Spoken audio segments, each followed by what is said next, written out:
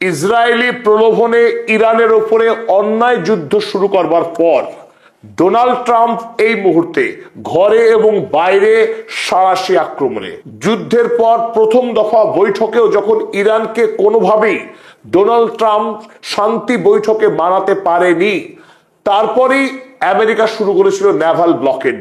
ইরানকে সামুদ্রিক পথে সম্পূর্ণরূপে অবরোধ করে রেখে ইরানের উপরে চাপ তৈরি করার অপচেষ্টা শুরু করেছিলেন ডোনাল্ড ট্রাম্প। কিন্তু এই মুহূর্তে ওয়ার্ল্ড মনিটারি ফান্ড, পশ্চিম এশিয়ার আরব রাষ্ট্রগুলো, বিশেষ করে সৌদি আরব, আমেরিকা যুক্তরাষ্ট্রের উপরে ব্যাপকভাবে চাপ সৃষ্টি করছে অবিলম্বে এই নৌ অবরোধ তুলে নেওয়ার জন্য।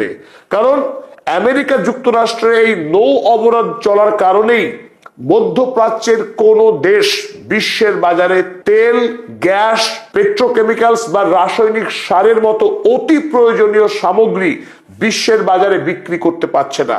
একদিকে যেমন আরব রাষ্ট্রগুলি প্রচুর পরিমাণে ক্ষতিগ্রস্ত হচ্ছে আর্থিক দিক থেকে, এবং বিশ্বব্যাপী অর্থনৈতিক মন্দার সম্ভাবনা বেড়ে চলেছে।